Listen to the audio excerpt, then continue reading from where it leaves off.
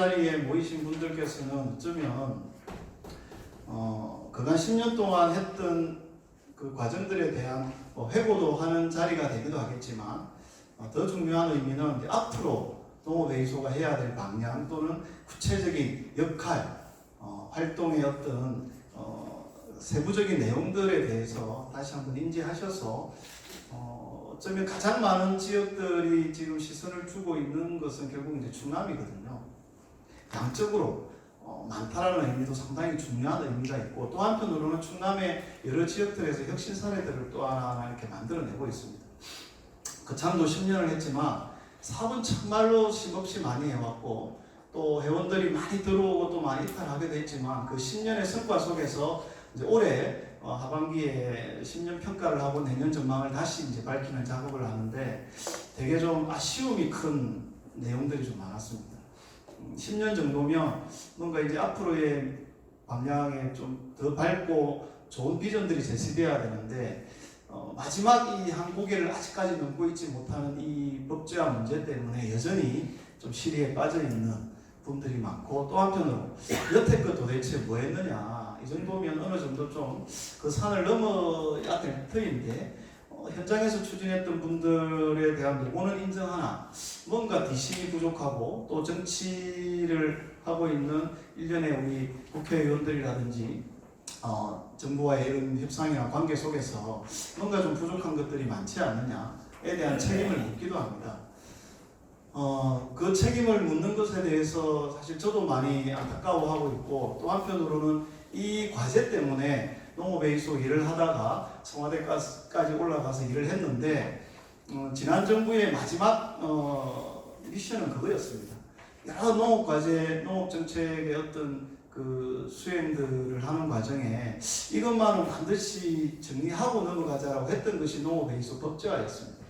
그럼에도 불구하고 국회에서 상정이 되고 마지막 그 법안 심사 소위까지 올라갔지만 여야의 어떤 힘겨루기 과정도 있었고, 또 한편으로는 우리가 알 수 없는 모종의 어떤 그 배경들 때문에 농업회의소 법제화가 발목이 잡혀 있었습니다. 그렇지만 지금 정권이 바뀌었지만 국회는 계속 연장이 되고 있고, 그 법안 심사 소위에 상정이 되어 있는 부분은 유효하기 때문에 이번에 열리는 국회 그리고 그 농해수위에서 저는 이 법안이 충분히 논의가 될 것 같고, 마침 이번에 구성되어 있는 법안 소위의 위원들 구성이라든지 또 농해수위 위원들, 의원들의 면면을 보면 농업 문제, 특히 농업회의소 문제와 관련해서 그래도 관심이 많으신 분들이고, 또 한편으로는 이 문제를 어떻게든 해결해야 된다는 의지가 있으신 분들이어서 저는 상당히 좀 긍정적으로 봅니다. 그러기 위해서 우리 아까 말씀하셨지만 충남의 도지사님께서 농해수위 활동하면서 회의소법과 관련해서 많은 관심과 역할을 해주셨고, 지금 또 현장의 농업회의소를 또 챙기고 계시는 또 나름의 또 유일한 도농업회의소가 있는 지역의 지사님으로서 그 역할을 한 번 더 해주실 수 있으시리라 또 믿어 의심치 않습니다. 저희들도 계속 도와 또 현장 시군과 소통하면서 반드시 이번 국회에 특히 올해 이 법안이 통과될 수 있도록 그렇게 최선을 다하겠다라는 말씀을 드립니다. 사실 제주도까지 오셔가지고 물론 이제 오늘 시작이고 또 다른 곳을 둘러보고 오셨겠지만 이 어두운 실내에 모아놓고 그죠. 공부를 한다는 것은 사실은 참으로 안타까운 일 중에 하나입니다.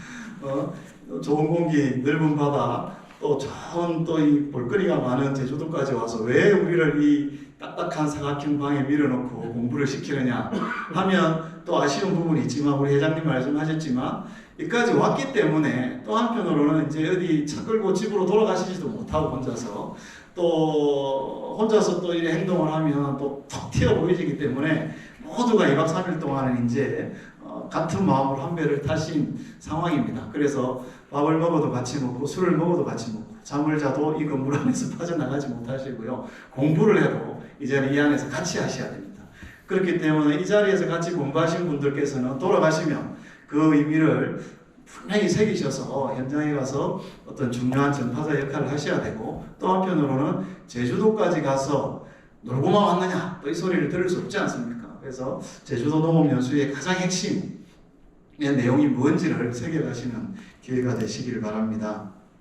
제가 오늘 말씀드리는 내용은 제목은 이렇게 담아봤습니다. 이 중앙도 농업회의소 전체 연수의 제목과도 크게 다르지 않고요.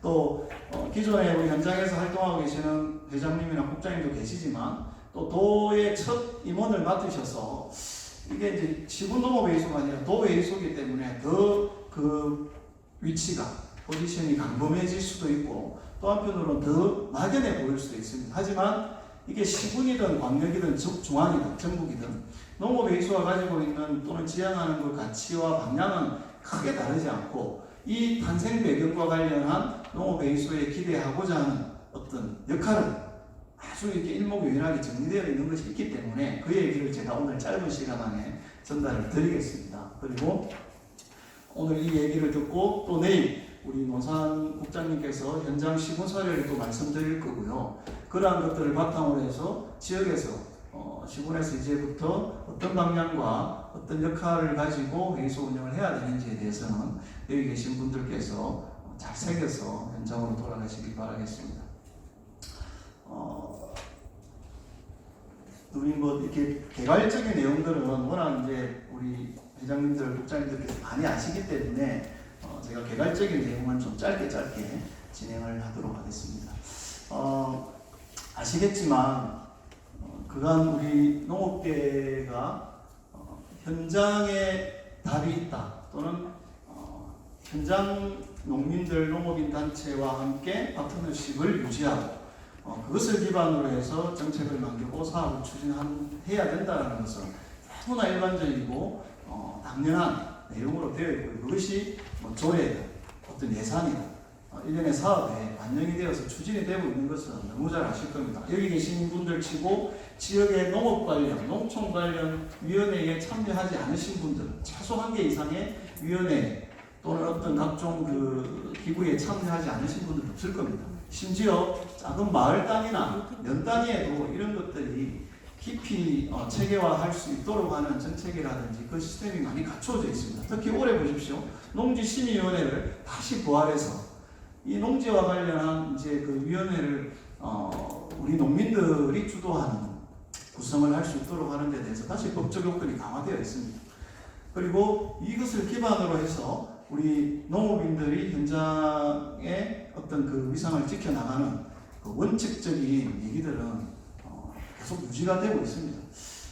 그리고 그런 것들을 기반으로 하는 많은 조직들이라든지 단체들이 만들어지고 있는 거죠. 아마 지금 거창도 얼마 전에 한 명 이장님당 인구 2명씩 유치하라 뭐 이러면서 캠페인을 하고 있고 마지막 안간힘을 쓰고 있는 모습이 남아 있습니다. 그리고 농촌에 우리 도시의 출향인들이 조금이나마 기부를 할 수 있도록 하는 그 출향인들 또는 우리 지역에 고향세를 낼 수 있도록 하는 이런 캠페인들이 이제 아주 뭐 지금 보물 트듯이 나와 있는데 이런 모습을 보면 버티고 살아남기 위한 농촌의 각고의 노력은 결국 그 안에 살고 있는 주민, 농민의 역할에 많이 요구되고 있지만 이러한 것들을 같이 추구하고 노력하기 위한 그 파트너십을 어떻게 만들고 있는가를 유심히 보면 예전의 틀과 모습과 크게 다르지 않습니다.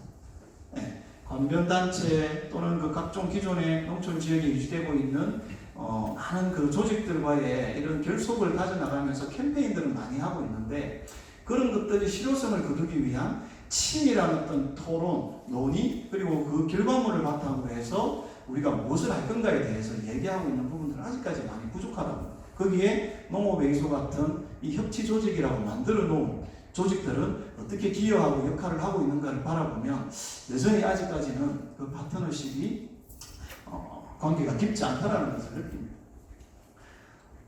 농업회의소의 태동은 사실은 어디에서부터 얘기를 할 거냐로 얘기하면 우리는 뭐 외국의 사례를 얘기를 할 수도 있고요. 또 한편으로는 우리나라의 헌법에서 보장되고 있는 어떤 그 법에 의해서 농업회의소라는 태동의 어떤 원인들을 밝혀내기도 합니다.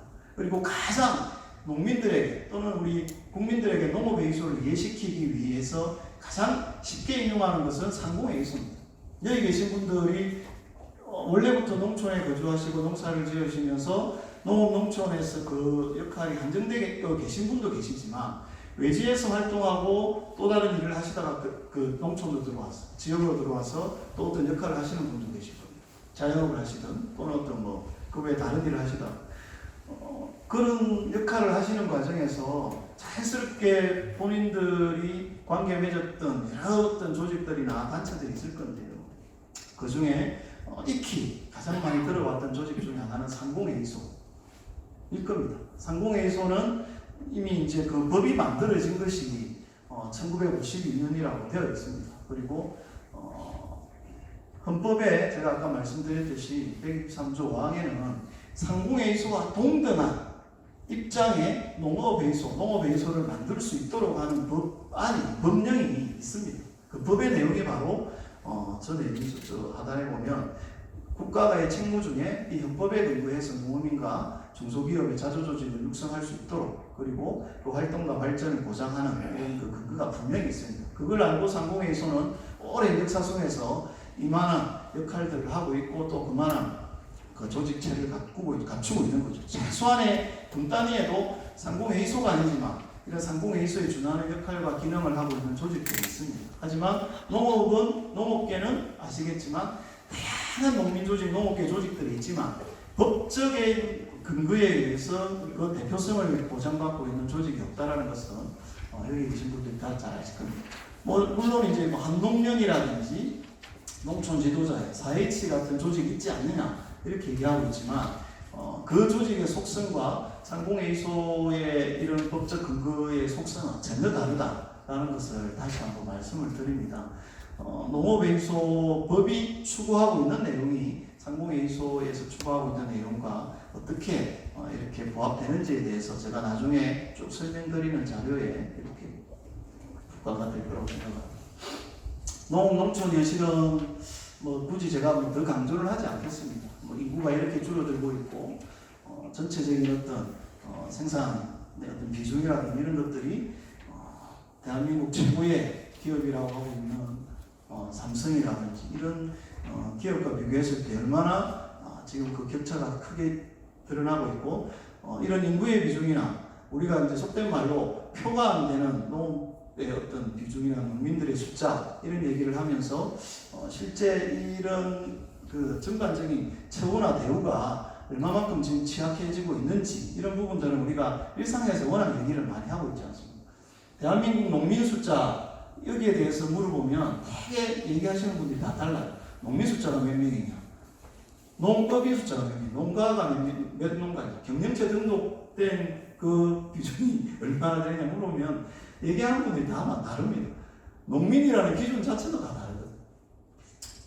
저는 이제 최근에 이제 통계 중에 이런 것들을 좀 찾아봤어요.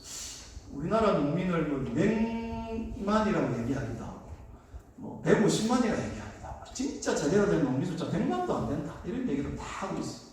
진짜 제대로 된 농민은 과연 무엇을 얘기하는 걸까? 농지를 가지고 경영체 등록을 한 농민이면 진짜 농민일까? 또 심지어 어떤 분은 경영체 등록이나 농지 가진 것은 그거 다 그냥 서류로 할 수 있는 거고 진짜 제대로 오로지 농업의 모든 것을 의지해서 농촌에 거주하는 농민 숫자 그렇게 될까? 의심을 많이 합니다. 그러니까 이것이 결국 갈등의 어떤 원인이 되기도 하는 거거든요. 직불제 아시잖아요. 농지 문제, 무엇 때문에 이런 숫자나 통계들을 만들고 있는지 너무나 잘 아실 겁니다. 대한민국 장애인 숫자가 250만 넘습니다. 300만. 제가 극단적인 비교를 한 건데 제가 장애인들을 비하하려고 하는 건 아니에요. 저도 사실은 장애 등급이 있는 장애인인데 대한민국 장애인 숫자가 300만 가까이 되고 대한민국 농민 숫자가 200만이 안 됩니다. 농업정책 바라보는 시각, 장애인 정책 바라보는 시각 과연 어떻게 이걸 비교할 수 있을까? 얼마 전에 서울의 지하철에서 장애인들이 지하철 세우고 데모하는 거 보셨지? 그거 보면서 수많은 사람들이 교통의 어떤 불편함을 느끼면서 꼭 저렇게 데모를 해야 되나? 이렇게 도시 사람들의 출퇴, 출근을 가로막으면서 피해를 주면서 저런 데모를 해야 되나? 이런 시선이 많고 또 일면에는 얼마나 절박하면 저렇게 장애인들이 휠체어에서 떨어져서 기어다니면서 저렇게 절박한 데모를 할까? 이런 시선을 보내기도 합니다. 제 주변에 어떤 분이 이런 얘기를 하더라고요. 농민들이 서울에 가서 데모하는 모습을 보면 지하철에서 장애인들 데모하는 거하고 크게 달라 보이지 않는다. 얼마나 절박하면 서울에서 자기가 1년 동안 농사지은 쌀을 갖다 뿌리면서 논을 갈아엎으면서 저렇게 데모를 할까? 이렇게 보는 분도 있는 반면 또 한면으로는 배가 불러서 그런가 온갖 지원이나 보조는 농촌으로 다 들어가고 있는데 저렇게 갈아엎어야만 또 농민들 도와줄 거 아니까 또 저렇게 데모를 하는구나 이렇게 보는 시각이 있습니다. 지금 배추값 보면 또 도시 소비자들이 혀를 내두르거든요. 봐라 결국은 농민들 조금 받쳐주면 저렇게 또 배짱 튕기고 있고 조금만 또 이렇게 시선을 잘못 주면 보란듯이 저렇게 갈아엎는 싸움을 하고 있는 모습을 보면서 도시 소비자들의 시선은 끊임없이 왜곡되고 있고 농민들을 바라보는 시각은 1년을 넘지 못하게끔 춤을 추고 있습니다.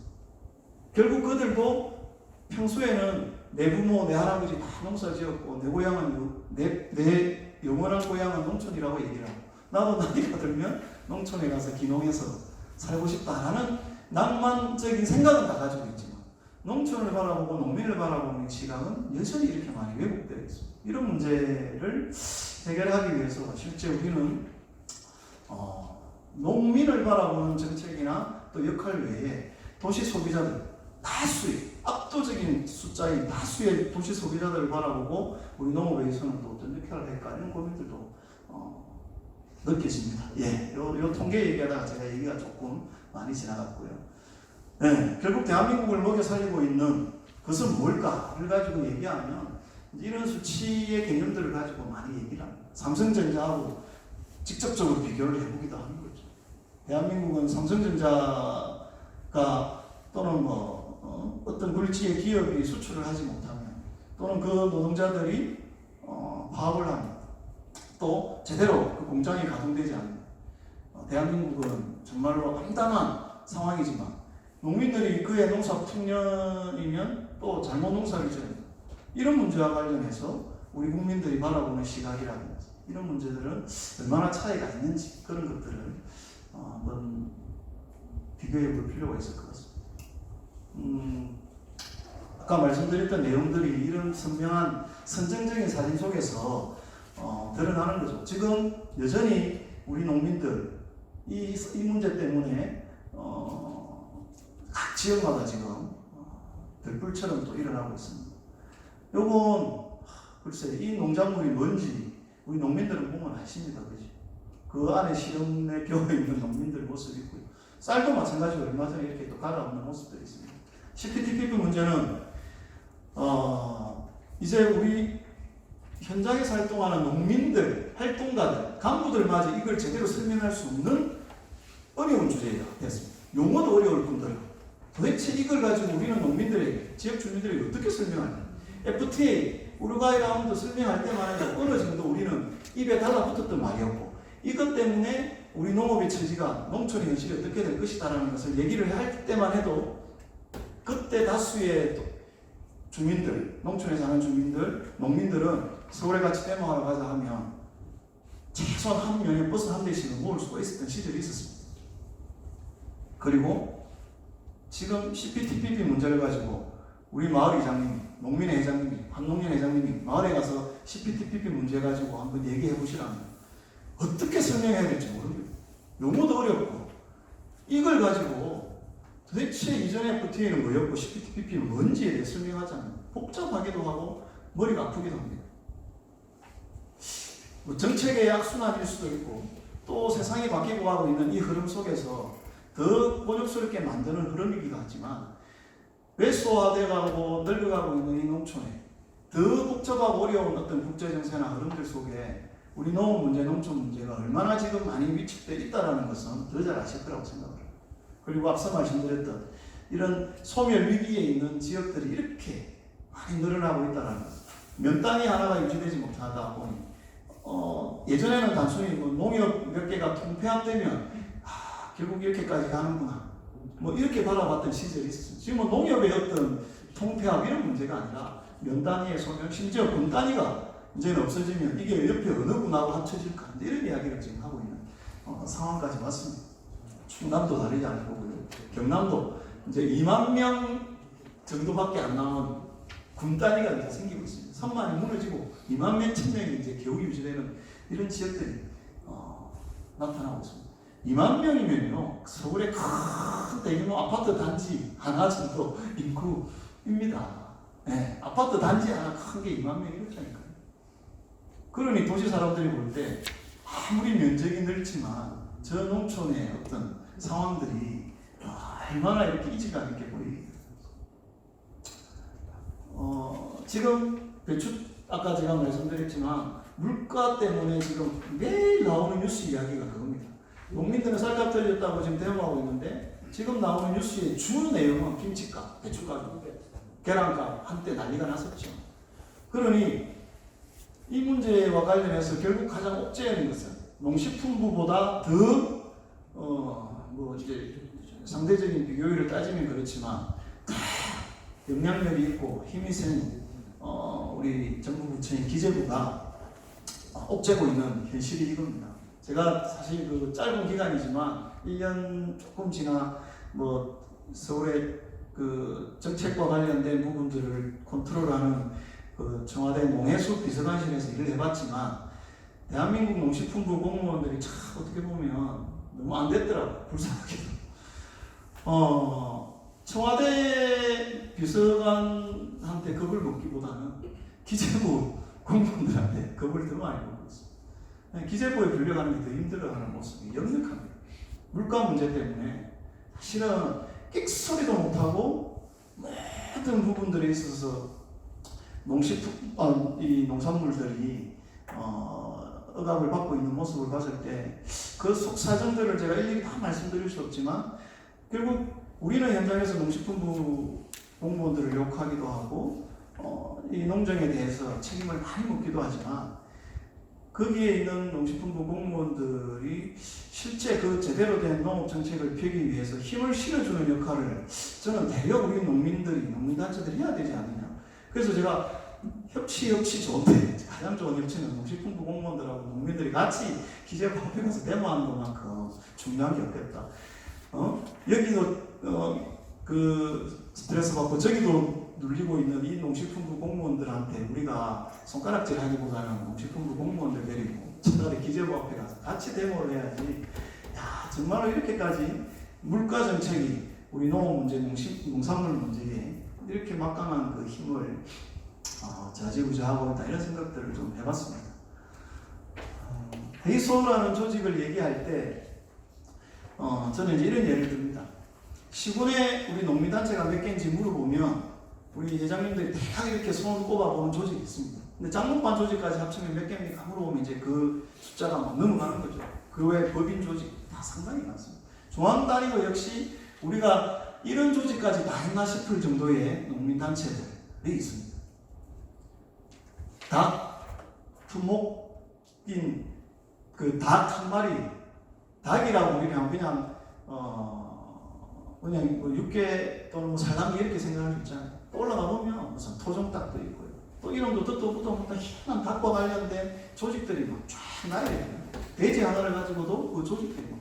그러니까 품목 하나만 가지고도 그 농민단체 숫자가 계속 새끼를 치고 있고. 종합 조직이라고 하고 있는 할 수 있는 한농련이라든지 이런 기존의 어떤 그 역량이 어느 정도 받쳐주는 조직들도 있지만 정말 우리가 이런 조직까지 있나 싶을 정도의 다양한 우리도 종합 조직이 있네 하면서 만들어지고 있는 조직들이 있습니다. 자고 나면 또 하나 생기고 또 하나 생기는 게 이런 조직인데 문제는 농민 숫자는 줄어들고 있고 농업은 힘들다, 단체는 계속 늘어나고 이러니 그 장단을 맞추어야 되는 파트너십을 만들어야 되는 행정의 입장에서는 머리가 복잡하지 않을 수가 없어요. 그리고 이게 민간 조직인지 관변 조직인지 이게 협치 조직인지 품목 조직인지도 애매한 이런 조직의 어떤 성격 또 사실은 제대로 밝히기 힘든 조직들이 너무 많습니다. 청년 정책이 워낙 크게 장려되다 보니까 이 청년 조직들의 숫자들도 또 자고 일어나면 하나씩 생깁니다. 농협에서 주관하는 청년 조직, 중앙정부에서 주관하는 조직, 어디 풍간원에서 조직하는 조직, 농진청에서 만들어내는 조직, 중앙의 농식품부 산하기관도 그렇게 많은데 그 기관들마다 관련된 조직을 하나씩 또 만들고 있으니 도대체 그 농업 관련된 단체라는 것이 도대체 무엇이 대표 조직인지 갈피가 잡히지 않는 상황입니다. 문제는 이렇게 만들어지는 조직들이 서로 협력하고 일상적인 소통이 잘 되면 좋은데 그 조직들끼리도 도대체 어떻게 소통이 되고 있는지, 심지어 그런 조직끼리 이 한정된 예산을 가지고 싸우기도 하고 아웅당하고, 심지어 사람은 한 명인데 온갖 그 조직 속에 들어가 있기 때문에 그 성격과 방향이 되게 모호한 상황들도 많습니다. 이런 부분들을 우리는 다양성을 인정해주고 확장되고 있는 모습들의 긍정적인 것도 인정해줘야 되지만, 안타깝게도 그것이 만들어지고 양적인 확대가 되는 만큼 질적인 성과 또는 어떤 모아지는 힘의 어떤 시너지 효과가 되는 것은 제대로 발견하기 힘듭니다. 이건 비단 중앙뿐만 아니고요, 현장도 마찬가지, 시군도 마찬가지입니다. 우리 여기 계신 회장님들 그동안 30년, 40년 농사 지으면서 발 디뎠던, 몸담았던 농민단체가 몇 개인지 한번 생각해 보십시오. 현재도 아마 해비내고 있는 단체를 포함해서 그렇지 않은 내 이웃, 내 주변과 관련된 조직 또는 내 장목, 품목과 관련된 조직 외에 내가 그동안 몸담았던 조직이 지금 어떤 처지에 있는지를 한번 생각해 보죠. 물론 이런 중앙조직들이 수시로 시시때때로 협의하고 소통하는 여러 가지 소통 시스템들이 있습니다. 또 아까 말씀드렸던 그간 수많은 농민 투쟁의 역사 속에서 저항하기 위해서, 싸우기 위해서 또 힘을 합친 적도 많습니다. 그것이 모아내는 가장 중요한 추동력이었죠. 현장에서 우리 농민들의 합치된 목소리를 내기 위해서 현장에서 우리 농민들이 만났던 것은 정말로 중요한 과정이었고, 그것을 위해서 단체를 결성하기도 했고 또 일상적인 소통을 하기도 했습니다. 그것이 근데 상설적인 조직으로 발전되고 그 상설적인 조직의 힘을 발휘해내기 위해서는 뭔가 제도적으로, 시스템적으로 그런 것들이 보장이 돼야 되는데 그것 또한 계속 어그러지는 시절이 있었습니다. 농민단체들도 보면 연합조직이 농축수산연합회가 있고 농민의 길이 있고 또 품목단체 협의회, 축산단체 협의회가 있고, 이런 연합조직마저도 그해 어떤 회장님이 중앙단체에 당선되느냐에 따라서 이렇게 모였다가 또 흩어졌다가 또 이렇게 모이고, 이 힘의 관계 속에서 중앙에 있는 연합조직들도 그런 일들이 수차례 반복되고 있습니다. 안타깝게도 선거와 관련해서 항상 또 그런 일들이 일어났던 거죠. 이 모습은 아시겠지만 대한민국의 농민들이 아스팔트 농사를 지어온 세월에 우리 농민들이 서울에 올라갔던 그 횟수를 어떻게 다 숫자로 헤아릴 것이며 거기에 쏟아부었던 에너지, 심지어 돈, 기름값만 해도 얼마나 썼겠습니까? 버스비 여러 수억을 쓰지 않았겠습니까? 갖다 부었던 쌀, 우유, 각종 농산물 얼마나 갖다 붓고 불에 태웠습니까? 그 속에서 생겼던 갈등들, 도시에 있는, 서울에 있는 서울 시민과의 갈등, 또 이런 공권력과의 갈등, 그때 또 희생되었던 우리 농민들, 경찰들, 얼마나 오랜 세월 동안 그런 것들 속에서 우리는 처절하게 싸웠는지 모르고, 그 속에서 또 다른 성과도 있었지만 또 한편으로는 우리는 또 이런 것도 너무 많습니다. 극단적으로 비교해서 제가 또 이 사진을 하나 보여드릴게요. 이 사진은 앞서 보여드렸던 사진과 어떤 차이가 있습니까? 잘 보십시오. 뭐가 다르지? 회장님, 앞에 사진하고 이 사진하고 뭐가 다른 것 같습니까? 잘 보십시오. 예, 회장님 잘 보셨습니다. 여기에 프랑스 경찰들이 프랑스의 고속도로를 점거하고 트랙트 3,000대가 나왔습니다. 이게 한 4년 전인가? 제가 정확하게 연도는 기억 못합니다. EU 전체 농업 정책을 펼치고 있는 그 공동체입니다. EU는 사실 FTA가 가장 큰 공동체예요. 그 큰 공동체의 농업 정책은 같이 수행을 하다 보니 국가 간의 어떤 대립은 치열합니다. EU의 농업 정책 안에 프랑스 농업 정책과 독일 농업 정책은 영국 농업 정책 얼마나 오랫동안 그런 것들이 고전적으로부터 농업 정책 외에도 철저한 경쟁 관계 속에 있는 국가들인데 하나의 농업 정책을 만들기 위해서 각 국가 간의 농업 정책이 부딪히다 보면 여기에 가장 앞장서서 싸울 수밖에 없는 것은 역시 농민들이에요. 왜 프랑스 농민들이 희생을 하고 다른 나라에 손해를 봐야 되느냐 하면서 프랑스 농민들이 파리에 다 모여서 고속도로 점거를 해서 이제 고속도로를 나갑니다. 3,000대의 트랙터가 모였습니다. 우리나라 같으면 난리가 나는 거죠. 트랙터가 서울까지 올라가지도 못할 겁니다. 저 나라는 트랙터 3,000대가 고속도로 나가기 위해서 곧 경찰들이 고속도로를 차단합니다. 농민을 차단하는 것이 아니라 일반 차량이 못 들어오고, 그리고 특정 구간을 트랙터가 이렇게 갈 수 있도록 교통경찰들이 안내를 합니다. 이걸 정부에서 대대적으로 언론에서 홍보를 하는 거죠. 프랑스 농민들이 얼마나 지금 답답하면 고속도로까지 나와서 3,000대의 트랙터가 나와서 농민들이 이렇게 소리를 지르는지 봐 하면서 이후에 다른 국가에 홍보를 합니다. 이러한 현장에 가장 앞장선 사람들은 역시 농민들이고 농민단체. 그리고 이 투쟁을 기획하고 준비한 것은 농업회의소, 농민단체들과 농업회의소 같이 하는 거예요. 이 되게 좀 보면 특이하지 않습니까? 신기하지 않습니까? 농업회의소와 정부와 농민단체들이 EU의 공동농업정책에 프랑스가 손해보지 않기 위해서 프랑스 농업회의소를 중심으로 이런 투쟁을 기획을 한다는 거예요. 이게 하나의 사례입니다. 네, 한번 제가 이거는 지나가는 얘기를 드리고, 앞서 말씀드린 것처럼 중앙에 각종 위원회들이 이렇게 만들어졌어요.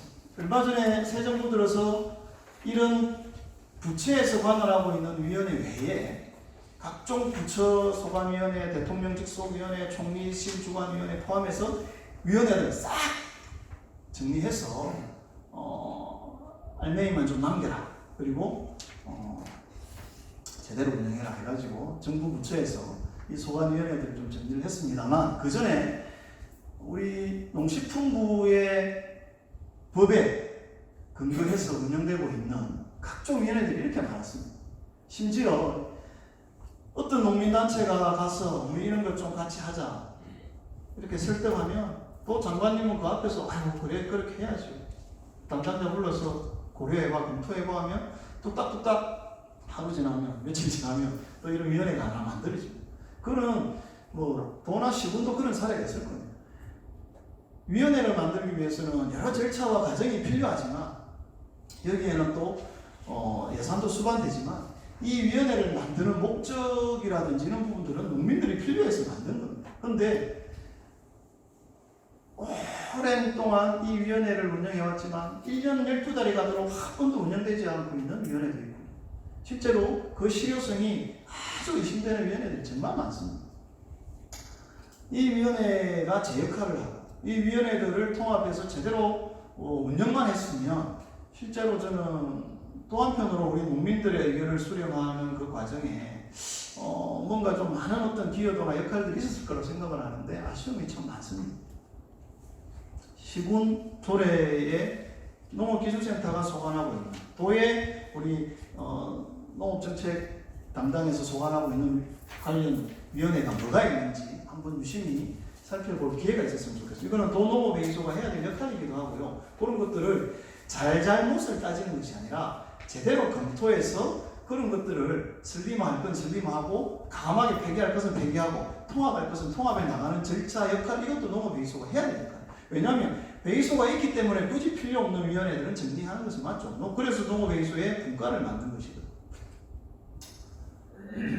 중앙에는 최근에 중앙농정과 관련해서 주요 파트너십으로 구축했던 농특위가 대통령 직속으로 지난 정부에서 만들어졌는데요. 이게 정리하라 그리고 슬림화하라라는 여러 이제 주문 속에서 이 농특위가 지난 정부 문재인 정부 때 만든 거기 때문에 새 정부에서 탐탁지 않게 생각해서 혹시 폐기시키는 거 아닐까, 힘을 뺄 거 아닌가라고 생각을 했는데, 다행히 농특위는 그간의 성과와 활동을 인정받아서 존치를 하기로 했고, 기존의 국무총리 산하의 위원회와 이제 합쳐서 조금 더 역할을 강화하도록 이렇게 만들었다라는 것이 있습니다.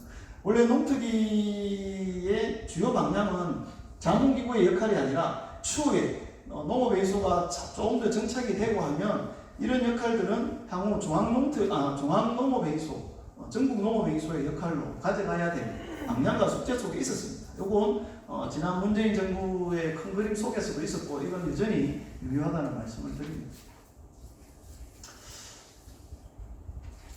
제가 30분까지 합니까? 20분까지? 조금 늦게 시작을 했다고 해서 제가 원래 저녁 시간 앞두고 회장님 우리 조금만 참으면 이제 점심보다 맛있는 저녁을 드시고 가는 거고 또 소주도 한잔 하시니까 조금만 참으십시오. 회의소 역할과 어떤 기능 이런 얘기를 하면서 가장 예를 많이 드는 지역이 예전에는 거창농업회의소였는데 이제는 평창농업회의소가 너무 잘해가지고 평창농업회의소 사례를 이제 예를 많이 듭니다. 그만큼 고생도 많이 했고요. 평창은 나중에 또 얘기를 드리겠지만 가장 힘들게 시작했던 지역인데 지금 가장 많은 성과를 내고 있고 또 한편으로 또 중앙에서든 지역에서든 좀 더 주목을 하다 보면 이제 나중에 그것이 확인이 되겠지만 새롭게 진행되고 있는 여러 농촌의 신규 정책과 사업의 그 어떤 그 파트너십으로 이런 걸 하면 좋겠구나라는 사례를 만들고 있습니다. 그래서 지금 평창농업회의소는 단일 군단위 회의소인데 직원을 지금 7명까지 준비를 했습니다. 그리고 지금 채용을 다 했고요.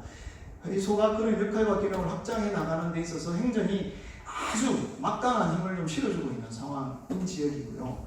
또 한편으로는 기술센터 우리 공무원들이 가장 믿고 의지하는 조직으로 농업회의소로 인정을 하고 있습니다. 농업회의소에 찾아와서 공무원들로 민원을 했습니다. 그래서 행정조직 개편 기술센터의 팀도 하나 우리 농업회의소가 목소리를 내줘가지고 만들어낸 사례가 있습니다. 그거는 이제 단순히 에피소드로 넘기기보다는 시군에서 좀 주목해볼 만한 이제 얘기이기 때문에 나중에 기회가 되면 더 얘기를 하겠습니다. 평창농업회의소는 가장 원칙에 집중해서 일을 합니다. 그리고 그 매뉴얼은 가장 이렇게 잘 일목요연하게 짜여있는 지역입니다. 연간 계획이 명확하고요. 회의소 운영의 핵심은 우리 농민들의 의견을 수렴하는 거다. 농민들의 의견을 수렴하는 것은 다양한 어떤 흐름, 다양한 방법을 어떻게든 이제 확보하는 거라고 생각을 하고 있습니다. 그래서 읍면순회를 기본으로 해서 우리 농업인 단체장들 회의 그리고 서면으로까지 우리 농민들의 의견을 수렴하기도 하고요. 그렇게 수렴되고 이렇게 쌓여진 의견들이 예를 들어서 50건이다, 100건이다 이러면 그걸 무조건 모아가지고 행정에 전달하는 것이 아니라 검토를 하는 거죠. 이게 타당한 것인지 그리고 시의적절한 것인지 행정의 우리 공무원들은 가장 그런 부분과 관련해서 또 잘 아는 전문가이기 때문에 이런 부분과 관련해서 건의를 했을 때 어떤 식으로 또 보완을 해야 될 것인지 이런 것들을 사전에 우리 그 분과와 행정과 협의를 하는 절차가 있습니다. 그것이 보통 이제 9월달 돼서 군 담당자와 농업회의소 같이 하는데요. 사전에 1차, 2차 이런 분과위원회를 통해서 담당 공무원들과 충분히 그런 것들을 검토를 하는 거죠. 예를 들어서 축산 관련된 어떤 민원이나 의견이 있으면 이거는 사전에 축산 담당자들과 소통을 하는 겁니다. 농업회의소에서 청취된 내용들을 기반으로 해서 사전에 검토를 해서 공식적인 농정협의회에 온갖 의견들을 다 안건으로 올릴 수 없지 않습니까? 그렇죠? 그래서 사전에 이런 정리를 해서 농정협의회에서는 농업회의소의 의사결정 구조 안에서 결정하도록 하는 절차들을 받습니다. 그리고 평창군 의회가 방망이를 두드리기 전에 이것은 예산이라든지 정책이라든지 여러 가지가 부대되는 공식적인 가장 중요한 시기 전에 이 농정협의회를 통해서 조율을 하는 겁니다. 이제 한편으로는 그런 것도 있습니다. 이게 이제 군수님한테 조금 더 달라붙어서 부탁을 해야 될 것도 있고요. 또 한편으로는 평창군 의회 심의하기 전에 관련 우리 의원님들하고 소통을 해야 될 부분은 분명히 있습니다. 그 기저에 깔려있는 절차들은 생략을 했지만 무엇보다도 중요한 것은 이런 일련의 프로세스, 즉 절차를 통해서 농정의 협의를 이끌어내고 그 협의된 의결된 내용들이 반영이 되는 절차.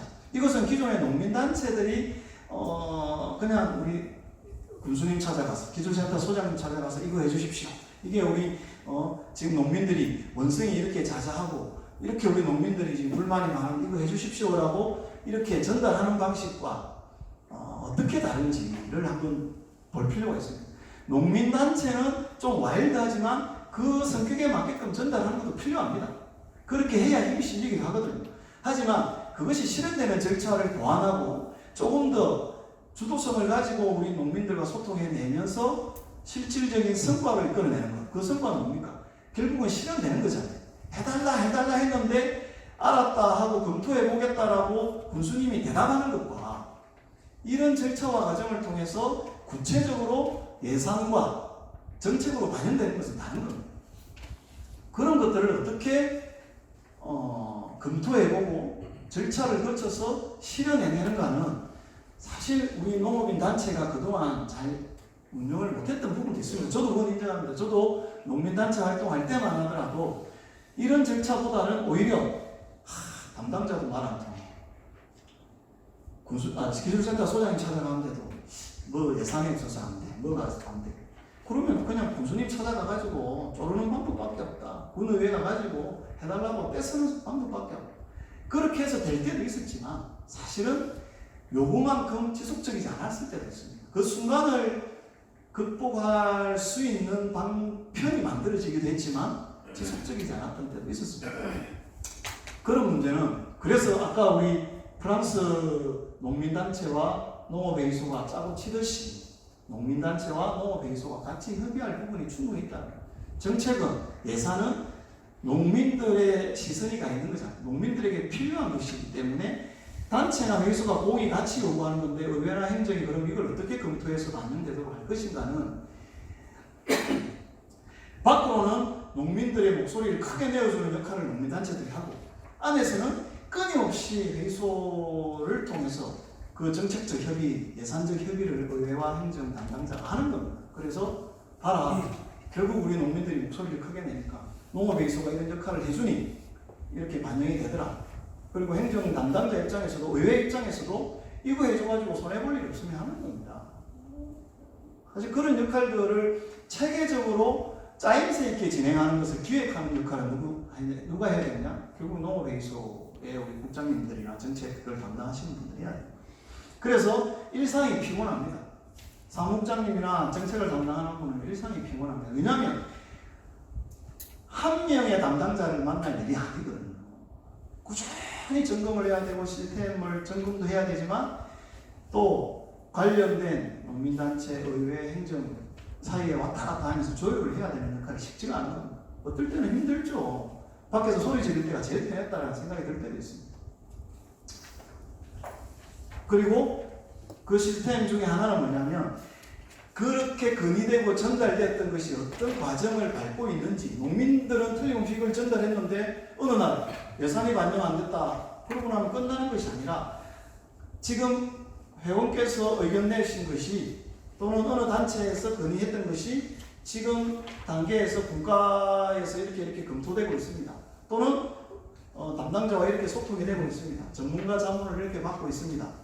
이런 과정들을 계속 공개하고 공유하는 겁니다. 그렇게 하다 보면 현장의 농민들은 어느 날 의견을 던져놓고 나서 시간이 지나면 이게 어떻게 돌아가는 판인지 뭐 진행이 되는 건지 그러고 나서 안 되면 안 되더라고요. 왜 안 되는지에 대한 이해가 되는 거죠. 그래서 저는 그런 소통들을 가장 주도 면밀하게 챙기는 역할들을 좀 회의소가 잘했으면 좋겠다 싶고요. 이런 걸 잘하면 설령 잘 안 되더라도 그 순간에 어떤 그 과정들에 있어서 어떤 충실성 때문에 결과는 좀 좋지 않지만 그래도 그 회원들과의 관계나 이런 부분들은 더 저는 주도 면밀해지게 확보가 될 수 있을 거라고 생각합니다. 그런 것들은 행정에서 해왔던 프로세스를 우리가 좀 배울 부분이 있다는 거죠.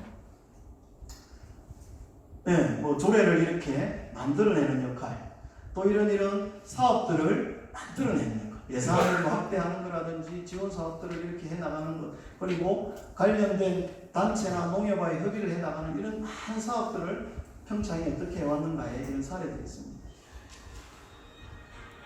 요건 지역별로 그간 의견을 이렇게 반영하기 위해서 분과위원회에서 간담회 뭐 토론회 이런 걸 어떻게 하고 있고 정책 제안이라든지 실제로 이런 것들의 결과 속에서 반영이 얼마나 되었는지를 수치로 이렇게 보여드리는 겁니다. 이게 보면 약간 오차는 있는데요.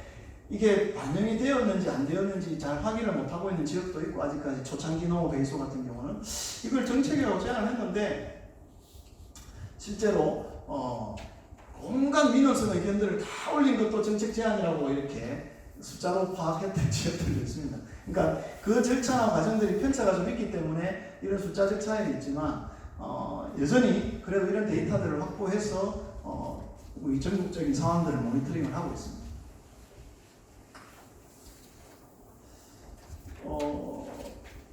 충남에서 각고의 노력을 많이 하셨던 역할 중에 하나가 또 이런 거죠. 충남도회의소도 도농정에 반영하기 위해서 역할을 하셨을 건데 지난 그 지방선거 당시에 우리 농정활동을 아주 왕성하게 했던 신문 보도가 되었습니다. 물론 뭐 어느 시군은 한농연이 역할을 했고 어떤 데는 농민회가 했고 어떤 데는 농민단체 협의회가 이런 역할을 했던 데도 있습니다. 그런 데는 회의소가 없는 지역이기 때문에 그렇게 했던 거고요.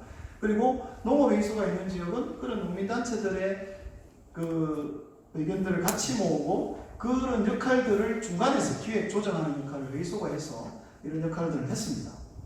그래서 익산, 평창, 논산, 농성, 거창, 담양부터 쭉 해서 이 지역들이 지난 지방선거 당시에 그 시장 군수 후보들에게 정책을 제안하고 또 그 서약을 받기도 하고 또 그런 부분들에 대해서 지속적으로 모니터링을 하기 위한 확약서를 받기도 하는 이런 과정들이 있었습니다. 이 사례가 농업회의소가 해왔던 많은 사례와 역할 중에서 가장 중요한 역할 중에 하나다라고 평가를 할 수가 있습니다. 그리고 사진으로 보시는 장면들이 코로나 상황이 좀 그래도 완화되는 상황이었기 때문에 이렇게 좀 풀리긴 했는데 정말로 많은 지역들이 농업회의소가 해야 될 역할, 본연의 역할 이런 것이다 하면서 시장 군수 후보들에게 계속 정책 제안도 하고 심지어 어느 지역은 그 시의원, 구의원 후보들한테까지 정책과 공약을 전달하기도 했고요. 국회의원, 뭐 이제 선거도 내년에 다가오고 이제 또 저 이후에 다가오고 조합장 선거도 다가오고 있는데 그런 데서 또 농업회의소는 어떤 역할을 할 것인지 농정과 관련해서 중심 역할, 정책이 가장 우리는 현장을 기반으로 한 정책과 내용이 많은 조직이다라는 것을 대외적으로 알리기도 하고 또 후보들이 나름의 정치적 영향을 좀 받기 때문에 농업회의소에 가서 자문도 구하고 의견도 수렴하는 이런 이제 모습들이 최근 들어서 많이 이제 드러나고 있습니다. 뭐 행정과 관계가 이렇게 평가를 하면 너무 좀 극단적이긴 하지만 기존에는 행정의 주도성이 강했고 그렇기 때문에 관병적 성격의 농민단체들이 참여하는 것에 대해서 이제 일부 농민단체들은 뭐 무용론을 얘기하기도 하고 해봐야 소용없다. 결국은 그게 관주도가 아니냐 해서 이제 이런 협치, 파트너십에 대해서 부정적인 입장들이 많았습니다만은 최근 들어서 농업계뿐만 아니라 모든 영역에서의 협치, 거버넌스 영역은 되게 중요한 어떤 그 하나의 시스템으로 지금 구축이 되고 있습니다. 그랬을 때 농업 쪽에 농촌의 우리 협력적인 역할을 가장 잘 수행할 수 있으려면 어떤 기능과 역할을 해야 될 것인가를 이제 농업회의소에 많이 묻고 있는 거죠. 그래서 행정 주도가 아니라 함께 기획하고 또 함께 책임지고 함께 실행하는 그리고 심지어 평가까지 피드백도 같이 내는 역할을 민관이 같이 하는 형식으로 진일보하는 과제 그것이 이제 농업회의소에 요구되고 있던 겁니다. 뭐 사실은 농민단체들이 무조건 대한농협 비판만 한 건 아닙니다. 그런데 일부 농민단체들 중에는 일단 지르고 보자 하는 것도 많이 있었습니다. 일단 질러야 그래도 그 중에 하나는 되지 않겠냐. 그 대안을 만들어내는 역할은 그럼 일단 우리 농업회의소가 더 치밀하게 준비해서 하다 보면 저는 또 그런 단체와의 협력들도 강화될 수 있을 거라고 생각합니다. 상기하자면 이런 거죠. 아까 말씀드렸지만 법적 근거에 의해서 만들어진 조직이고요. 역할 중에 가장 큰 것은 우리가 민간의 현재 사단법인이지만 정부나 지자체가 위탁한 공적인 기능, 공적인 서비스 기능을 할 수밖에 없는 지금 상황에 이제 있습니다. 그리고 농민들을 교육하고 훈련하는 역할들에 위임을 받을 수 있는 이제 역할을 농업회의소에 많이 요구하고 있습니다. 최근에 조사나 연구도 외부 컨설팅 중심이었지만 농업회의소에 이제 관련된 조사 연구 이것들을 많이 하고 있고 실질적 농민 참여를 이뤄내는, 그래서 이러한 것들이 모든 것을 완벽하게 구현해내는 것은 아직까지는 초보적 단계이긴 하나 농업회의소가 지향해야 될 부분입니다. 구체적 사례는 이제 좀 말씀을 드리죠. 해외는 뭐 다른 얘기는 다 할 수는 없고요. 일본 같은 경우는 농지와 관련해서 농업회의소의 기능과 역할이 아주 완벽합니다. 극단적으로 예를 들면 이거죠. 지금 그래도 이제 이번에 그 총마전 아베 총리가 들어왔을 때 약간 농업회의소가 위축은 됐어요. 아베 이전에 농업회의소의 기능과 역할이 가장 중요한 것은 뭐였냐면 농지와 관련해서는 모든 책임과 역할을 농업회의소에 줬습니다. 그 말은 농지를 사고 파는 데 있어서 지금 우리는 농지심의위원회가 부활이 되지 않습니까? 농지를 사고 파는 데 있어서 가장 마지막 보루는 농민들이 판단을 하는 거예요. 우리나라는 내 돈 있으면 내가 농지 살 수 있는 거잖아요. 내가 여기서 뭘 하든 간에 농지를 사서 내가 전용을 받아서 집도 지을 수 있고 뭘 할 수도 있습니다. 웬만하면 그런 절차와 과정들이 많이 완화되었기 때문에 작년에 LH 사건이 터져서 지금 다시 법이 강화되고 농지심의위원회가 부활이 됐지만 여튼 대한민국은 농지를 사고 파는 데 있어서 대단히 자유로운 국가입니다. 근데 일본은 농지를 사려면 허가를 받아야 돼요. 허락을. 사업계획. 지금 사업계획을 우리나라처럼 내는 게 아니에요. 농업회의소에 가서 구체적인 자기 농지 경영에 대한 허가를 받아요. 심의를 받고 허락을 받아요. 파는 사람들도 농지를 파는 데 대한 조건이 상당히 까다롭죠. 일본은 우리가 농업을 지키는, 농촌을 지키는 마지막 보루는 농지, 땅이기 때문에 이 땅을 함부로 사고 팔 수 없다. 아주 구체적인 시스템 속에서 이것을 위탁한 조직에서 이걸 위임받아서 그 기능과 역할을 해라. 공무원이 아니라 농업회의소가 그걸 하라라고 해서 농지 행정 업무를 농업회의소가 대행을 하고 있습니다. 그러니까 지금 우리 농지심의위원회 지금 구성 다 했는데 우리가 농업회의소가 좀 완벽하다 하면 농지심의위원을 소위 말하면 추천하고 농지심의위원회를 운영하는 것을 사실은 농업회의소가 해야 돼요. 면사무소 우리 담당자가 고생할 게 아니라 농업회의소가 이걸 해서 공무원, 전문가, 현장 농민 뭐 이렇게 다 불러가지고 운영을 해서 농지를 지키는 그 힘의 중심이 행정이 아니라 농업회의소에 가지고 있구나를 농지를 사는 사람, 도시 사람이 살 때고 행정 공무원이 아니라 농민 조직이 왜 이런 걸 하는가에 대한 약간의 어떤 위축감을 느끼도록 해줘야 되고, 파는 사람도 물론 이제 파는 사람 심정은 이해가 되나 이걸 그냥 함부로 그냥 이렇게 파는 것이 아니라 지키기 위한 수단으로서 농업회의소가 그 기능과 역할을 할 수 있도록 만들어내는 게 되게 중요하고, 그래서 일본은 무엇보다 중요한 농지 행정 업무를 농업회의소가 하고 있다는 부분이고, 조직이나 이런 것들도 아주 빵빵합니다. 우리하고는 비교를 아직 할 수 없지만 우리가 앞으로 가야 될 방향은 이제 이것인데 얼마나 이제 그렇게까지 빵빵한 조직을 갈 수 있을지 모르겠습니다. 독일에 다녀오신 분 혹시 농업회의소와 관련해서 얘기 들으신 분 있을지 모르겠는데, 독일은 농업기술센터의 기능을 하는 공무원이 우리나라로 치면 군 단위에 파견되어 있는 숫자가 30명이 안 됩니다. 20몇 명, 30명 정도인데 농업회의소의 직원이 기술센터 직원만큼 있어요.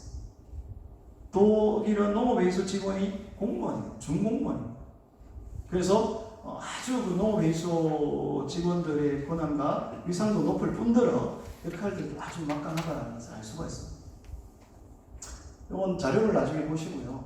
우리나라는 아시겠지만 시범사업은 이명박 정부 때부터 시작을 했습니다. 그 앞에 만들어졌던 초기의 배경은 여러분들 너무 잘 아시는 우리 김대중 정부 초대 농식품부 장관을 했던 농림부 장관을 했던 김성훈 장관께서 농업회의소 한번 제대로 만들어보자 주창하시면서 장관이 나서서 예산 만들고 다 했는데, 사실은 그때 우리 농민단체들이 힘을 못 받쳐줬어요. 너도 나도 농업회의소 찬성을 했지만 정부에서 주도한다 하니, 그리고 가장 개혁적인 인사가 장관이 되어서 힘을 실어줬는데 중앙에서 농민단체 회장들이 모여서 회의를 하다가 파토를 내버렸어요. 누가 농업회의소 초대 회장을 할 거냐 가지고 아무당 싸우고 난리도 아니었어요. 그러니까 겉으로는 내가 회장하겠다 아무도 말을 안 했지만 물밑으로 얼마나 중앙의 농민단체 회장들이 싸우는지 모릅니다. 마침 농업회의소가 만들어집니다. 대한민국 정부가 주도해서 김대중 대통령 시절에 그 김성훈이라는 장관이 그 당시에 이만큼의 중요한 농업개혁 정책을 끌고 나가는데 그 주요한 핵심 축이 농업회의소였기 때문에 그때 농업회의소 회장이 되면 완전히 끝발이 장난 아니다 생각했겠죠. 근데 예산 다 만들어 놓고 법 준비 다 해놓고 파토가 나버렸어. 그러고 나서 이제 시리에 빠진 수많은 사람들이 대한민국은 더 이상 농업회의소 안 되구나 라고 판단했는데 마침 그 흐름들을 이어서 면면이 이어서 그래도 해야 된다. 이번에는 시군에서부터 만들자. 중앙이 아니라 현장에서부터 만들어 올라가자. 그래서 이명박 정부 때 3개씩, 박근혜 정부 때 3개씩, 사부작 이렇게 만들어지고 2010년에 처음으로 시범사업 선정이 평창 진안 나주가 되었고요.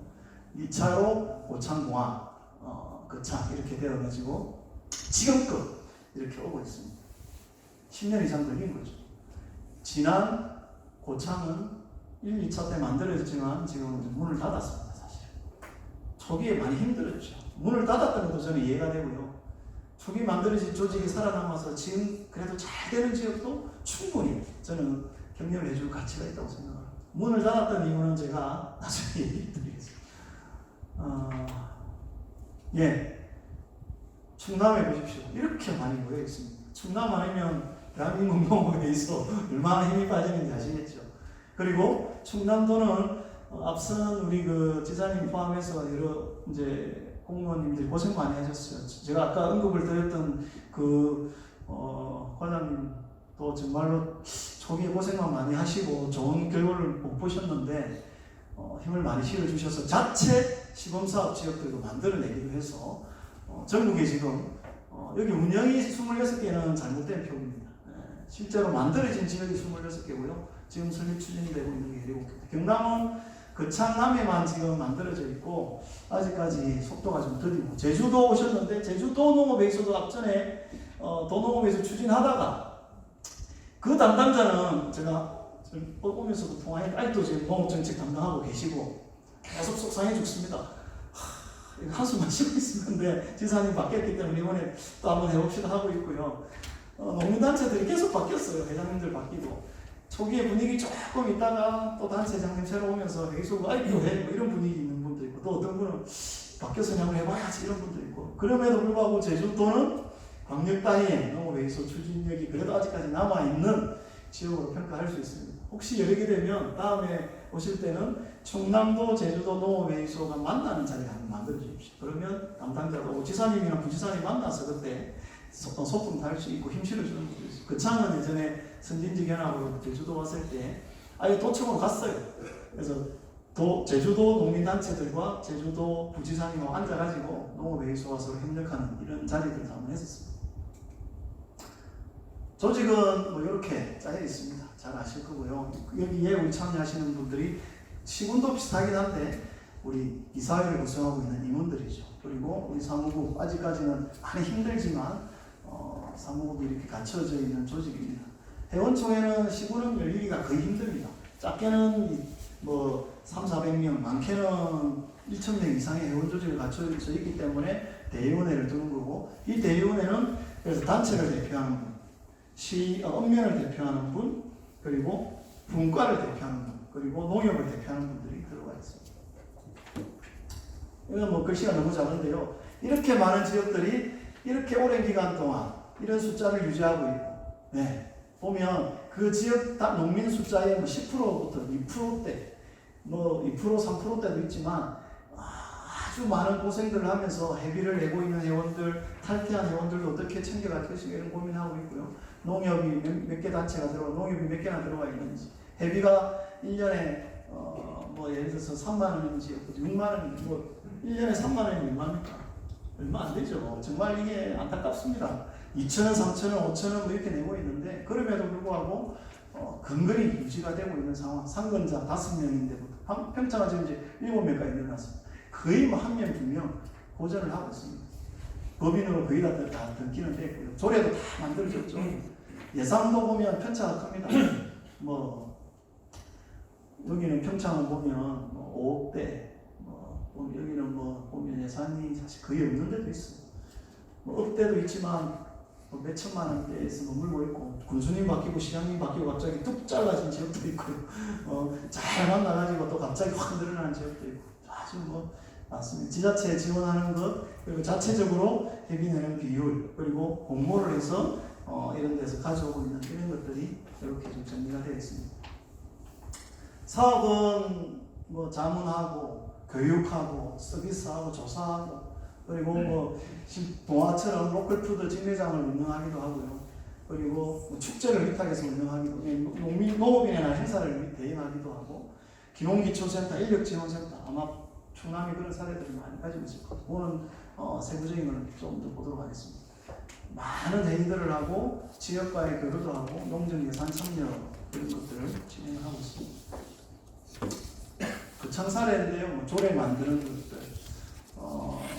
현안이 있을 때마다 거창은 토론을 참 많이 했습니다. 분과별, 읍면별 회의도 많이 했지만 어떤 특정한 현안이 딱 발생하면 그 현안 관련된 이해 당사자를 다 불러모으는 역할을 했어요.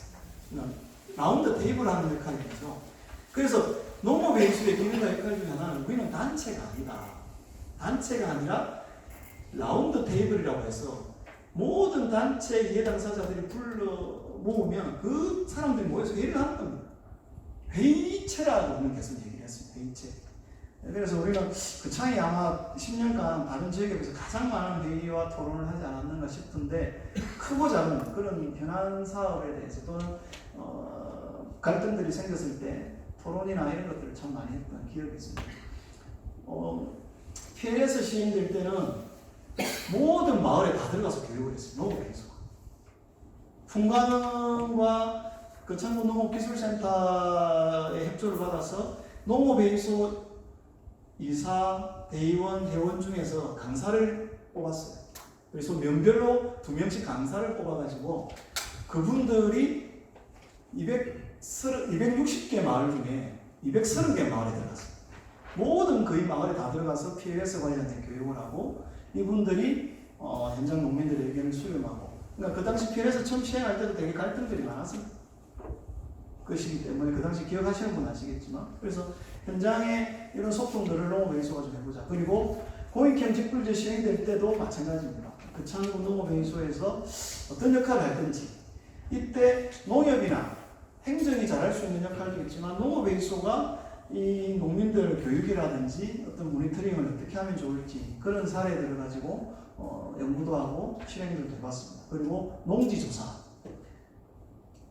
거창군에 인구가 나름 많이 포진되어 있는 읍 단위의 마을, 그리고 가장 외진 마을, 그리고 요거는 이제 다른 지역에서 했는데, 이걸 상대적으로 내가 시범적이었지만 농지 실태 조사를 거창군 농업회의소가 진행을 했었습니다. 그래서 이장님들과 마을 주민 중에 일부를 조사원으로 우리가 이제 교육도 하고 채용을 해서 농업회의소 실무자와 함께 실태 조사를 했고, 이걸 기반으로 해서 읍과 면단위 또는 이제 그 농지 운영과 관련해서 좀 양상의 차이가 있는 지역들 비교도 해보고요. 실경작자, 그리고 이제 직불금 미수령자들 이런 파악이라든지 소유주의 구성이 어떻는지 뭐 이런 것들을, 민감한 영역이 있기 때문에 행정에서 하는 것보다 우리가 들어가서 하니까 조금 더 이렇게 날카롭게 조사할 수 있는 사례들이 있었습니다. 그리고 충분히 마을 주민들에게는 이 조사의 필요성과 의미들을 설명을 하지 않으면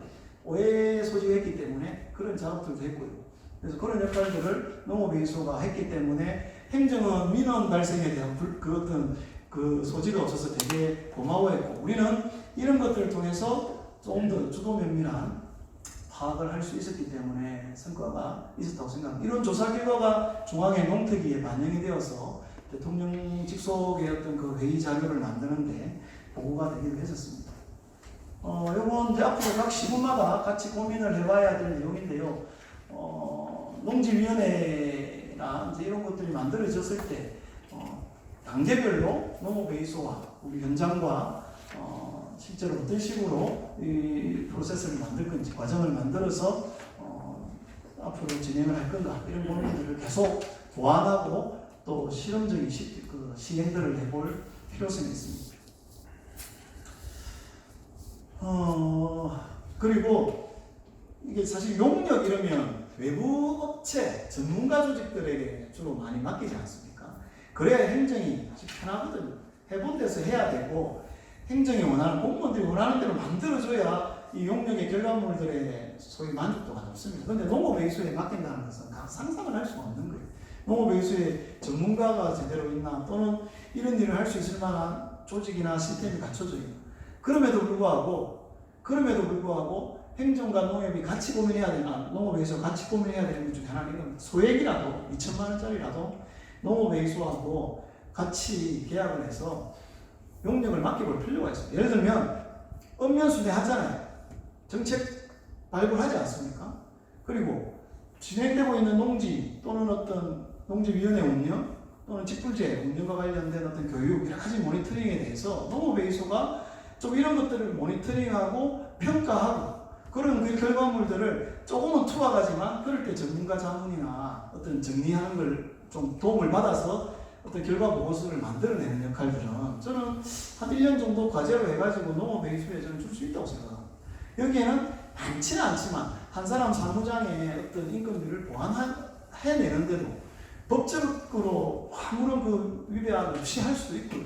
조금 더 행정에서 선심을 쓰면 저는 그런 위탁 업무들을 몇 가지를 좀 추려서 해내면 일상적인 농업외수 업무이기도 하고 용역을 주는 업무이기도 하고, 그런 것들을 저는 구분할 수 있다고, 그런 것들을 시행하고 있기 때문에 지금 법제화가 안 돼서 운영비나 인건비를 줄 수 없는 상황을 약간은 좀 돌아서 좀 해결할 수 있는 방편이기도 합니다. 그래서 행정과 외수가 잘 소통하셔서 외수가 가장 잘할 수 있는 이런 어떤 조사 또는 어떤 모니터링, 교육, 이런 것들의 최종적인 결과물들을 뭔가 이렇게 보고서를 만들어내는, 그것이 결국 농업외수의 최종적인 그의 성과 자료집이 될 수도 있고요. 회원들에게 보고하는 내용이 될 수도 있습니다. 그리고 행정이 조금만 도와주면 행정에서도 만족도가 높은, 현장에서 추진하고 있는 거버넌스 조직이 이런 것들의 어떤 실행체 역할을 해왔기 때문에 성과가 있다는 결과물을 만들 수 있습니다. 그러니까 뭐 예산에 있어서 조금의 도움도 되는 하나의 사례가 아닐까, 그걸 한번 연구를 해볼 필요가 있을 것 같습니다. 거창구는 소액이긴 하나 5천만 원 농업외수에서 계획을 해봐라. 이 5천만 원을 가지고 우리 농민들 의견을 들어서 심의를 해서 기존에는 기술센터에서 추진했던 것을 한번 해봐라 해가지고 진행을 했던 거예요. 그래서 농민들이 이런 사업을 하고 싶습니다라고 2천만 원짜리, 3천만 원짜리, 1천만 원짜리 막 사업 계획을 넣으면 이걸 농업외수에서 주관해서 발표회를 합니다. 문서만 가지고 서류 심사만 하는 것이 아니라 제안자의 발표도 하고, 심사를 5명 뭐 이렇게 3명 이런 전문가 심사를 하는 게 아니라 농업외수의 각 임원들과 추천하는 전문가들이 모여서 현장 심사와 이런 발표 심사를 하는 거죠. 질문도 하고. 그래서 최종적인 어떤 결과물을 가지고 3건이면 3건 만들어 가지고 농업외수에서 최종적으로 농정 예산에 대한 그 어떤 결과물은 이겁니다. 그래서 이걸 기술센터에서 보고를 받아서 돈을 지원하는 이런 것들도 해봤습니다. 그래서 초기 단계긴 하나 장기적으로는 전체 농업 예산의 1%라도 이런 그 역할과 기능을 통해서 예산 반영이 될 수 있도록 하면 어떻겠느냐? 좋다. 그렇게 우리가 준비해보자. 라는 이제 이야기만 하고 있는 상황인데 아직까지는 그 수준이 미약하다. 보시면 되겠습니다. 이런 거에서 공부사업의 최종 심사를 하는데 최종 심사위원으로는 그래서 뭐 우리가 예를 들어서 외수의 임원들, 농협의 우리 조합장님들, 외부 전문가 해서 이렇게 진행을 했었습니다. 봉화가 로컬푸드 급식지원센터가 있다고 인정을 하고 있죠. 그리고 농업외수 회원들은 여기에 생산자 교육을 받게 돼 있고 농업외수 회원들의 출하의 어떤 우선권이 있습니다. 그러니까 회원들이 농업외수 회원으로도 가입하고 자기 농산물 팔로도 만들어지는 이런 형태인데 평가가 좀 다양하긴 한데요. 봉화가 이제 급식센터나 로컬푸드를 중심으로 운영을 하다 보니까 여기에는 열심히 매진하고 수익 창출은 되는데 회의소 본연의 역할이 잘 안 되는 상황이었습니다. 그런 갈등이 있고, 예, 이제 마무리 단계가 되어서 정리를 좀 하겠습니다. 농민단체가 아니라고 했잖아요, 제가. 농업회의소는 농민단체 아닙니다. 여기 계신 분들이 속한 농민단체들이 모여서 함께 소통하고 결과물을 만들어내고 행정과 협의하는 파트, 공식적인 파트너이자 기존의 농민단체들의 기능과 역할들을 더 강화시켜내는 역할이 농업회의소가 해야 될 일입니다. 그래서 기존의 농민단체가 약화되는 게 아니라 더 튼튼해져야 농업회의소 더 튼튼해지는 겁니다. 혹시 이것 때문에 한농년은 대표성이 없어지는 거 아니야? 뭐 농민 조직들이 데모는 이제 안 하고 뭐 회의만 맨날 해야 돼. 이런 걱정은 절대 마셔야 됩니다. 기존의 본인의 역할을 더 잘하셔야 농업회의소가 더 튼튼해지고 더 힘이 커진다는 걸 아셔야 되고 행정과의 소통이나 이런 부분도 더 막강해진다는 걸 아셔야 됩니다. 그렇기 때문에라도 관변단체로 가지 않도록 만들어야 되고요. 관변단체를 걱정하는 분들이라면 더 열심히 참여하셔야 돼요. 놔두면 관변단체 됩니다. 가만히 놔.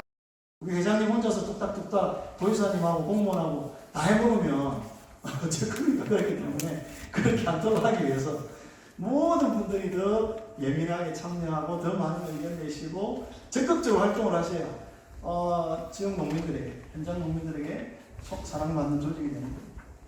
초기는 힘들 수밖에 없습니다. 행정의 추진력에 우리가 좀 의지를 해야 되는 것도 있어야 되죠.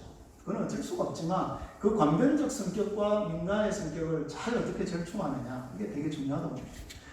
군의회, 도의회와 농업회의소가 뭐 비슷하지 않느냐, 농민들의 목소리를 반영하는 겁니다.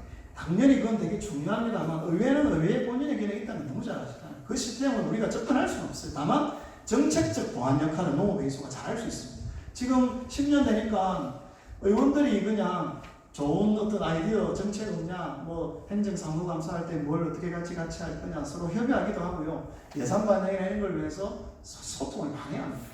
심지어 출마하는 분들이 농업회의소에서 쭉 그동안 만들어 놓았던 자료를 바탕으로 해서 자기 공약으로 만들어내기도 합니다. 5분 자유발언을 할 때 농업회의소에 자문을 받기도 합니다.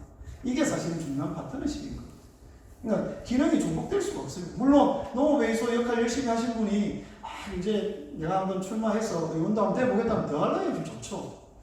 정치를 하기 위한 디딤돌로 농업회의소를 이용한 게 아니라 농업회의소의 역할을 했던 그 밑으로 농업의회에 진출해서 농업조합장 나가시고 당선되면 저는 더 좋다고 생각합니다. 밖에서 볼 때는 평가가 달라질 수 있어요. 저 사람 농업회의소 저거 나가려고 했구나 생각할 수도 있지만 저는 그분이 농민들을 위한 본연의 역할을 잘 하시면요, 저는 더 큰 파트너가 될 수 있다고. 그래서 농민들에게 주는 실익이 어떻게 보면 지금으로서는 저조하죠. 약합니다. 회의소가 잘해서 농정의 어떤 뭐랄까 실효성이 커지고 많은 성과가 나는 것이 아닐 수도 있습니다. 이건 회의소에 참여했던 다양한 분들, 다양한 단체의 힘이 모아져서 그것이 정책이 반영되고 예산이 만들어진 거예요. 라고 저는 평가를 해야 된다고 생각하고, 너무 회의소가 잘해가지고 이렇게 잘 만들었다는 것은 부차적인 거예요. 우리 회의소가 욕심낼 필요 없고요. 회의소가 그 기반을 만들어주면 되는 거예요. 그리고 회비 내는 만큼 실효성, 사실은 2,000원 내고 3,000원 내고 1년에 3만원 낸 것만큼 내가 바라는 걸 욕심을 많이 내는 것은 사실은 우리 농민들이 그냥 욕심이에요. 그렇지만 그 이상의 실효성, 그 효과를 주는 것은 회의소가 찾아내야 돼요. 그냥 기념품 하나 주면 회의 와가지고 밥 한 끼 먹고 술 한잔 먹어도 1년 회비만큼 받아갈 수는 있어요. 열심히 참여하는 분. 근데 그것보다 더 중요한 것은 뭘까를 우리 시군 회의소에서 찾아내야 됩니다. 안 그렇습니까? 교육을 많이, 또는 이런 워크숍을 많이, 또는 어떤 정책 제안을 많이 해서 현장에서 농사 짓는 농민들에게 필요한 정책으로 예산으로 반영이 되면 본인에게는 직접적으로 돌아오지 않지만 1,000억의 예산이 언젠가는 1,200억이 될 수 있고 2,000억이 될 수 있는 거잖아요. 농업 예산이. 그리고 도시 소비자들에게 필요한 농정 인식, 농업의 인식 마인드들을 농업회의소를 통해서 전달하는 거예요. 농민들은 저기서 논을 갈아엎고 밭을 갈아엎고 있지만 농업회의소는 또 그 와중에 꾸준히 도시 소비자들에게 이걸 어떻게 설득해내고 전달할 거냐 역할을 농업회의소가 해야 됩니다. 더 가까이 접근하는 방법은 농업회의소가 찾아내야 된다 이렇게 생각합니다. 예, 마무리하겠습니다. 이거는 뭐 관계 있는 건 뒤에 자료 보시고요. 법제화 부분은 아까 말씀드렸지만 여기까지 와 있습니다. 그리고 노예수의의 법안심사소의 논의까지 갔습니다. 처음으로 정부 입법안이 작년 8월에 됐었죠. 네. 그리고 지금 국회가 정상적으로 열리면 이 법안부터 논의될 것이라고 생각합니다. 지난 법안 소위는 민생 법안 중심으로 논의가 됐었어요. 어쩔 수 없었습니다. 네, 워낙 지금 상황이 그러니까 다음 11월 달에 열리면 저는 농업회의소가 빠지지 않고 들어갈 거라고 생각합니다. 모두 힘을 모아야 되고 또 목소리를 내야 되기 때문에 네, 이렇게 많이 활동하고 있고 뭐 열심히 하고 있는 거 보시고 마무리하죠. 네, 저녁 시간에 제가 더 많이 뺏을 수가 없었어요. 여기서 마무리하겠습니다. 하여튼 끝까지 힘 많이 모아주시고 앞에서 고생하시는 우리 현장에 가면 또 회장님들이고 도에서 또 제일 고생하시는 회장님께서 마음이 많이 힘드실 겁니다. 그리고 다행히 충남이라는 지역을 근거로 해서 광명농업회의소가 있기 때문에 종합농업회의소도 큰 힘이 되고 있습니다. 함께 여기까지 참여해 주시는 우리 행정 담당자께도 각별히 감사 말씀드리고요. 우리 조합장님이 오셨는지 모르겠는데 농협에서도 큰 역할을 해주시기 바라겠습니다. 저도 하여튼 최선을 다해서 목적했던 바가 함께 될 수 있도록 뒤에서 힘껏 밀어붙이도록 하겠습니다. 고맙습니다. 좋은 결합 되십시오.